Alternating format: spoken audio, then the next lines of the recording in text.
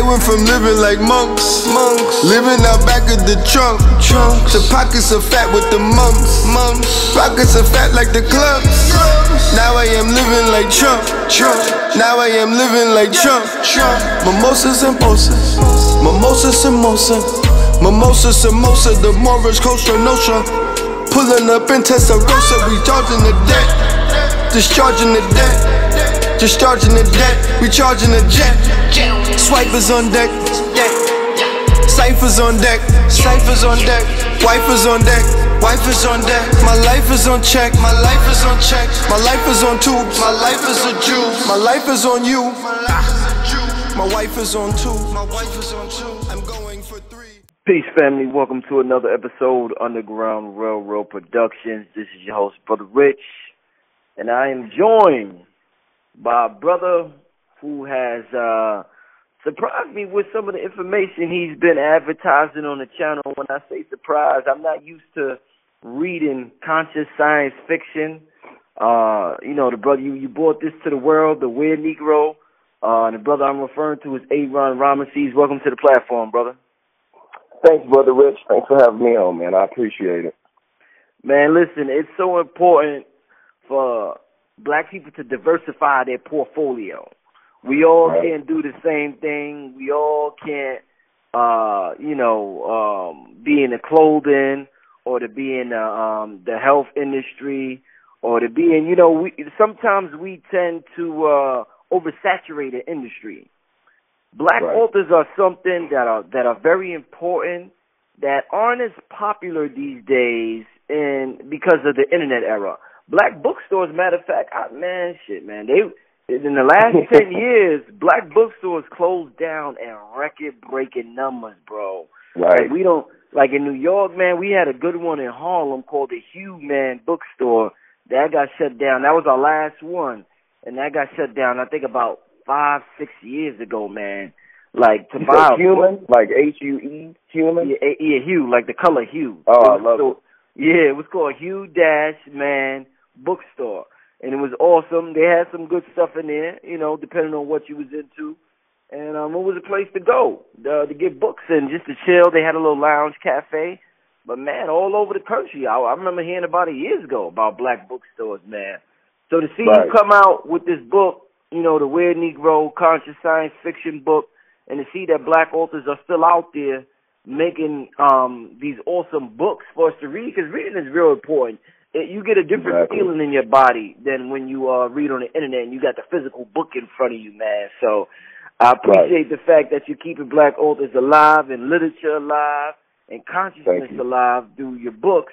So I guess to start out with, man, the people been hearing me mention you throughout my broadcast. Tell the people, who is Aron Ramses and what led you to your path of consciousness, my brother? Oh, thanks, man. Like, once again, thanks for having me on. I really wish that things would have worked out and I would have been able to actually come to New York and be in the studio as opposed to us doing this on the phone. But me and my wife's schedule conflicted a little bit. So I'm at home, but I'm here in St. Louis, Missouri. I really don't talk too much, like online on Facebook or Instagram or anything like that about myself, just because, unfortunately, until the book sales really take off, I got to show up in the second place every day from 9 to 5. So because of that, I chose the pen name of Aron Ramses, which it's kind of interesting how that all came about. It's just like, when your story, starts to unfold and, you get a little bit older and your parents start talking to you, it's kind of interesting how things sort of play out. So let me kind of go back to the beginning. So anyway, my parents, got together. They were pretty young. And at the time, my father was an amateur jazz musician and he was a drummer. So his stage name was Ramses de Symbol, right? So, and at that time, he was really into what we call Egyptology. Like, per my mother, he would paint like hieroglyphs and on the walls of his apartments and stuff like that. So he wanted to name me Aron Ramses. And my mother was like, no, this is your first son, possibly your only one, you should give him your birth name. So my actual name is my father's name, Junior, right? So okay, so when that story came out, and I heard that from, I don't know if it was my mother or my father that told me that, I was thinking to myself, like, damn, that would have been cool, and I would have, maybe I would have a different perspective on life, if that perchance, would have been my name. Maybe I would have had a bit more interest, in ancient Egypt and Kemet, at that time, but unfortunately it didn't happen. But my upbringing was still, I would want to say, kind of diverse, even though, I grew up on the south side of Chicago. So my parents were both, kind of unique, where they both wanted their children, me and my two sisters, to grow up and just be exposed to a lot of stuff. So even though, of course, south side Chicago, families come from, the South or whatever, Christianity was in the family, but in our circle, it really was never something that was really pounded, on top of our heads. So, growing up, my mother was reading, books about, ancient Kemet. We would see stuff like this laying around, or, so at one point, when I was a kid, maybe about 6 or 7 years old, my mother started taking us to this church on the south side of Chicago. Don't ask me where it is at, because I have no idea what this building could have been. But it was a church of the metaphysical. So I'm like 7, 8 years old, drawing up astrological charts, learning about my zodiac sign. I'm born on the cusp, so I'm a Libra, Scorpio, and I'm getting into all this kind of stuff is coming into my mind as a kid. Right. But as children, you're really impressionable, but you don't necessarily retain or understand what it is that you learn. So it was always, that little foundation was, in my life. And then at one point, like when my parents had split up for a time, my dad had got into, he started hanging out with like Hare Krishnas, on the weekend, which was strange. So like on the weekend, I would go with my father to this Krishna temple. For me, it was just different, just learning about, different things. But once again, not really retaining that much of that, but just being exposed to it. So later on, like maybe when I was 10, my parents split up and got divorced. So we left Chicago with my mom, and we went and moved to Birmingham, Alabama. So in Birmingham, don't ask me how this happened, but my mother always wanted us to go to private school.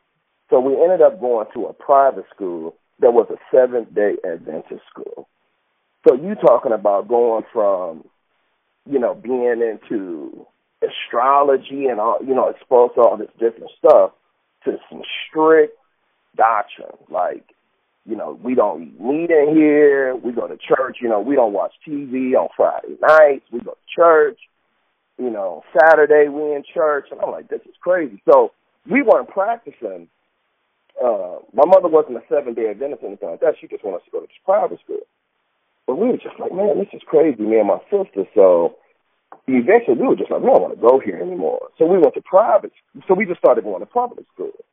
So in public school, it's really when I started reading. Because for me, like after my parents split up, like reading was just like my escape from reality. So in this one particular public school that we started going to, where I kind of showed up late in the year, and I accidentally went to the wrong reading class. I went to the advanced reading class, and I wasn't supposed to. But when I got in there, I had already started kind of dibbing and dabbing in comic books a little bit and getting caught up into that. But then they started studying, like, Greek mythology and Norse mythology. So I'm like, man, they talking about Thor and shit, and, I'm thinking about Thor from the comic books, which is totally different. But at the same token, I'm like, this is kind of cool. And I started escaping into Greek, Roman, and, like, Norse mythology. And then from there, I really just fell in love with comic books. Well, what is the book about? Because I know the people are anxious to hear what is this about, because that's a hell of a story. What is the book Weird Negro about? Okay. So, getting to the Weird Negro, what the book is about is it's like a conscious look at a person's development from, let's say it's like a journey into consciousness, okay? So the main character of the book, and some people might be like, what the hell, what's that all about? Is actually a white guy, right? But this white guy is kind of just like a metaphor for like a blank slate. Like, you know, he's just vanilla, which a lot of us, until you really start coming into consciousness, where are you getting your values from? You know, where are you getting your programming from? Where are you getting your thoughts from? You know, so if you're not really consciousness, technically, I mean, in my opinion, you just think like a white person. That's where you get your value system from, right? Right. So the Were Negro, so the main character of the book is like this liberal guy from the Midwest who's like the cool white guy who, you know, always kind of had the black friends and was kind of down. And, you know, he's not racist, never had a racist bone in his body. Supposedly he doesn't think, even though something horrible happened to him when he was young by a black kid. So he was explained by his best friend who's black's father that there's a difference between black people and niggas. So that thought is always kind of stuck into his head, right? So finishes college, moves to New York, gets a job, thinks he's made. You know, it's like, I left Missouri, I'm in New York, I'm big time. And so at his job, you know, he befriends, you know, a sister and this brother. And, you know, and this one guy that he works with also, you know, kind of a jerky guy or whatever. So he gets attacked one day while working by a group of kids, like in the Bronx, right? Like he's on the way, like he's an insurance adjuster, he's on the way to a claim and he gets attacked. Okay. So he goes to the party and, you know, everybody's like sympathizing with him or whatever. And he's just like, man, this is crazy, but, you know, I'm not going to let this really affect me. But even though when he explained to the cops what happened to him, he's like, you know, hey, I got attacked by some niggas. But then he's like, well, I only said that because I was upset. So later that night, on his way home, he gets attacked again. So this is like twice in one day. And he's like, man, how the hell can this happen? But when he got attacked by this big brute of a man, he gets bit on the neck, ends up in the hospital and all this kind of stuff. So during his recovery, his whole attitude has changed at this point. And he's like, you know, fuck black people. I don't have nothing to do with them. You know, this girl, you know, at work that I was really into, you know, forget her. I don't want to be dealing with her and stuff like that. And so as he progresses, his hostility is just building up. So as the full moon, you know, starts to take into effect, he's just building up this hostility to the point where he just kind of goes berserk. And then, like, one night, he's just at home by himself and he's hearing these voices. You know, he thinks he's about to be attacked. And then, you know, he realizes that the voices are actually coming from him, and he transforms into this Were Negro, okay? So the story is, so then he becomes this Were Negro who's just this out-of-control, you know, brother during the full moon who all he wants to do is party, you know, get his smash on and stuff like that. Right. But the thing is that he's like, what is this? Like, what am I going through? So he starts checking all these conspiracy sites and everything, and they're like, Were Negroes are white men who, you know, are planted into the hood, you know, by the government, who during the full moon when crime is spiking and stuff like this, these are all white guys doing this kind of stuff and blah, blah. And so the story kind of grows into that, into that theory. So like on the first level of consciousness, you know, we bring in conspiracy.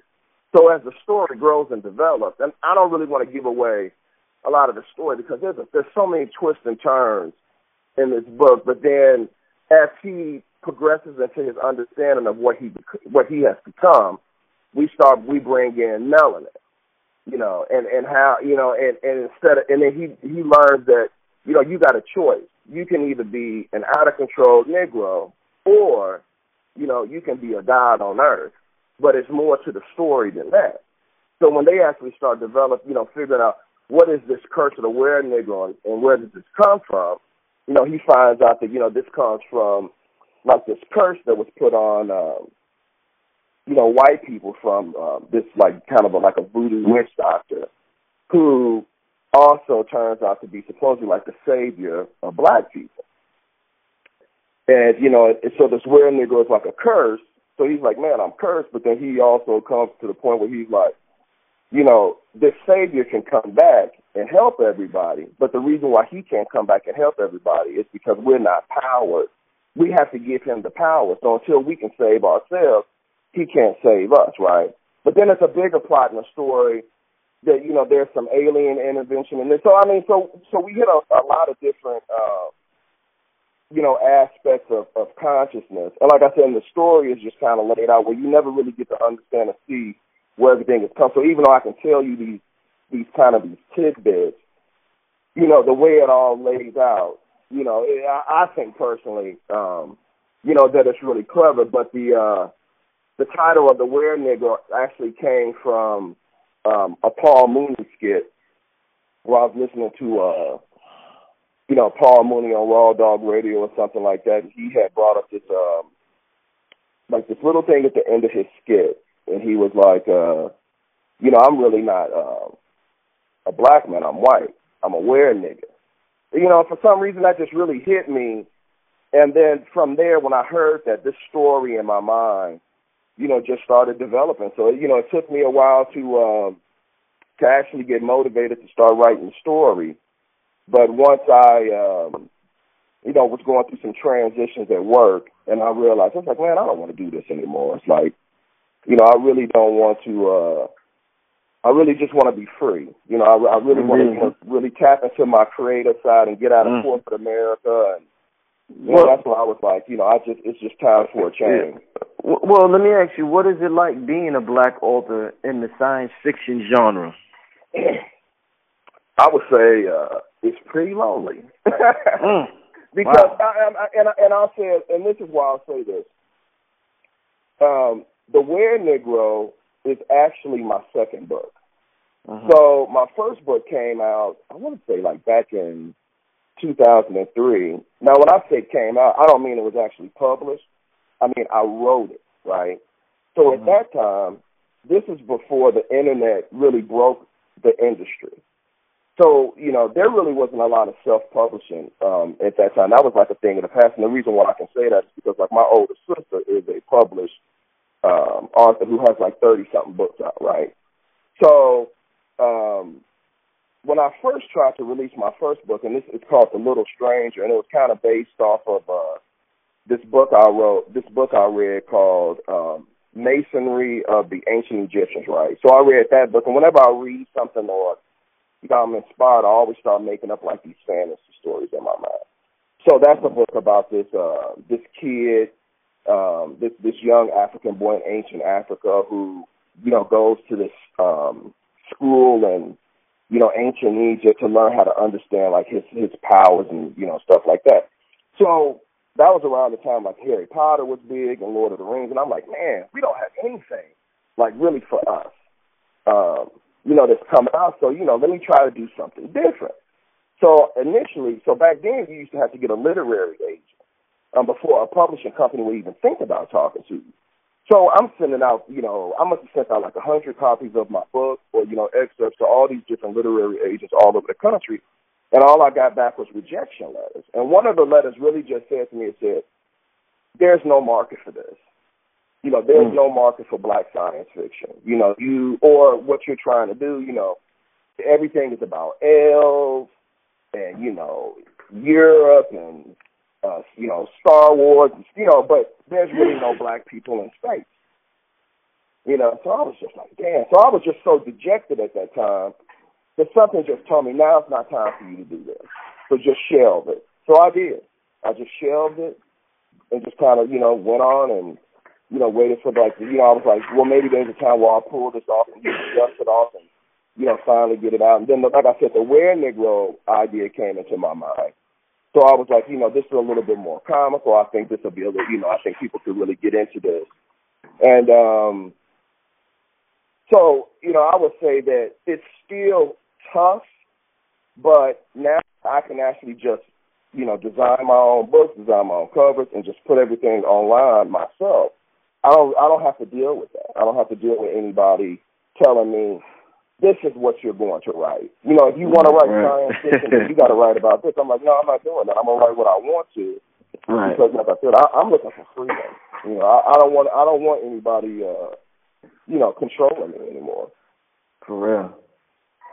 I hear that, brother. I hear that, man. Wow, that's a interesting story, man. I'm definitely glad you came out with your book, and nobody is controlling at this point but yourself. And I'm glad that it has become a part of the platform. I got one last question for you, brother. Tell the people the importance of reading. We talked about reading a little earlier. Self-publishing, writing, and controlling your own stories. Okay. Well, you know, reading is just, man, that's just always just been something that I've just been able to do just to kind of, like I said, escape from reality, but more than anything, just to learn stuff. I mean, I'm one of those kind of people that my brain just feels stagnant. You know, if I'm not always reading or, you know, or researching something, like, you know, for example, you know, every time I watch a video on your platform, so it could be, I mean, red pill, blue pill, supernova, I mean, Phil Valentine, just whoever. If they mention a book, I immediately just order the book. You know, I have so many books here to read, I don't even know what to do. But so for me, that's really how I'm learning, because I can watch videos all day long. But I'm not really learning anything unless I'm really reading the book and taking notes. So in other words, it's like I'm actually like coding in my own head the information that I'm learning so it'll stick, right? Right, okay. So from a self-publishing platform, I mean, you almost have to look at it where you're taking a risk because you're not going to end up getting the exposure, you know, that you would, for example, like somebody like Colson Whitehead, for example, right? So Colson Whitehead is a guy who came out with a book called The Underground Railroad. You know, it's another book about slavery and his take on, you know, people going to freedom. So he has Oprah endorsing this book. You know, I think it's been #1 on the top 100 or USA Today, New York, whatever. But, you know, a couple of times. And I want to say he won the Pulitzer Prize this year for fiction. But, you know, when you understand how that industry works, the industry almost works just like the music industry, where, you know, they take the talent and then they say, this is what, you know, we want you to write about. This is what people are interested in, which is funny because it really seems to me like there really isn't a lot of people that are interested in slavery. You know what I mean? From that sense, where it's like, you know, we got slavery movies coming out, we got slavery TV shows, we got slavery books. So you're almost trying to say, man, what are they preparing us for? Like, and, you know, and so, you know, because I was just watching an interview tonight with Oprah interviewing this guy, and somebody was saying to her, you know, why are you so interested in slavery? And she's like, well, because I want to know where I come from. But what if somebody said to her, why aren't you as interested in where you came from before slavery? Before, right. Like with her power and influence, if she really backed it, could you can you imagine the kind of book or TV shows or movies that could come out about ancient Kenya or ancient Africa, you know, before that, or, you know, where's the Mansa Musa, you know, movie, you know, and book yet? So, you know, when you kind of understand that industry, and I think about what I'm trying to do, there's really only one way to do this, because even, you know, before I released my book, my sister told me, she said, you know, go to the bookstores like Barnes and Nobles, whatever, and just walk around and see what the other science fiction people, you know, are doing, and seeing if there's really anybody else out there, you know, doing something similar to what you're doing. So, you know, I spent an hour there just combing, you know, looking at covers and looking at all the different books. There's not one black science fiction-based novel. Now, one of the things that I find interesting, though, is that we do have a lot of black, well, I'll put it like this, we have a lot of black characters out there, but those black characters aren't written by black people. So, you know, you watch a lot of the shows that are on TV right now. I mean, there's really shows where there are black people technically just acting white. you know, and acting crazy. And then when you look at the end of the show, oh, who's writing the show, you know, it all kind of just makes sense, you know, where all this is at. So, you know, for me, that's frustrating. And I'm like, you know, it's time for us just to write our own stories. You know, write the kind of stuff that we want to hear about, the kind of stuff that we talk about. And, you know, I just can't imagine, you know, being locked into like some kind of contract or something like that where, you know, I submit to someone to wear Negro and they're like, well, you know, we don't really like this, you know. I mean, that just wasn't my thing. It's like I was just at a point where I was like, I just have to try to do this for myself and, you know, kind of see if I can, you know, build up enough support to really make this, you know, my new life, my career. And, I mean, I just think, I mean, I have so many ideas, you know, in my mind. And this particular book is just the first book of the series. The series is actually called The Melanin Harvest. And the point of The Melanin Harvest is to show that, like, at the end of all this is like everything that black people have gone through in the book, you know, back to, you know, before slavery, before the colonization of Africa, was,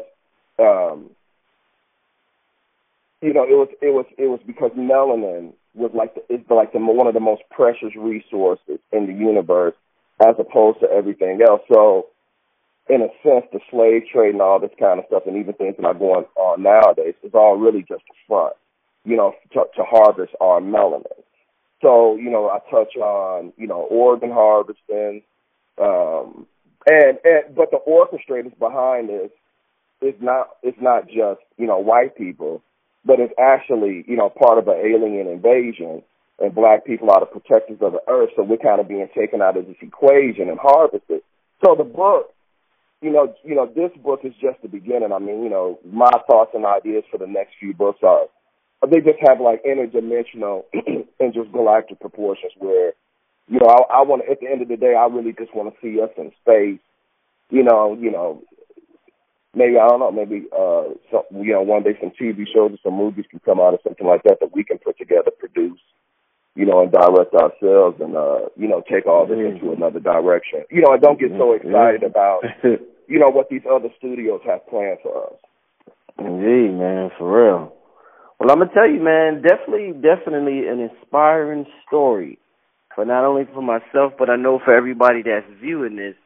And do the people a favor, do me a favor, and leave your contact information, brother. Somebody might want to reach out to you and, you know, holler at you, man. Okay, most definitely I want to say this real quick first.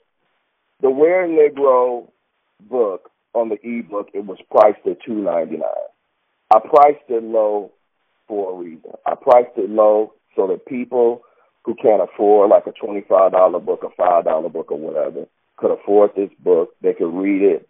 You know, they could be entertained by it. Even though it's conscious science fiction, that doesn't mean that it's just for the conscious crowd. I mean, what my dream of the book is that conscious individuals can actually give this book to somebody who is not as conscious and just say, hey, you know, I know you're not really into reading or whatever, but, you know, come check this out. You know, and this is just an introduction to them, you know, to see things on a bigger platform. But I can be reached on Facebook. Please, you know, friend me on Facebook. You can also email me at Aron@AronRamses.com. My website is AronRamses.com. On my site, I encourage people to send me a message. I mean, you want to talk, you got some ideas, you want to, you know, possibly do business together, something like that, you know, let me know. I would definitely be interested in that. And I can also be reached on Instagram on I am Aron Ramses. Indeed. And on that note, family, I'm going to have the information in the description bar as well. This is Brother Rich with Aron Ramses signing out. We're going to see you next time, family. Peace. Thank you.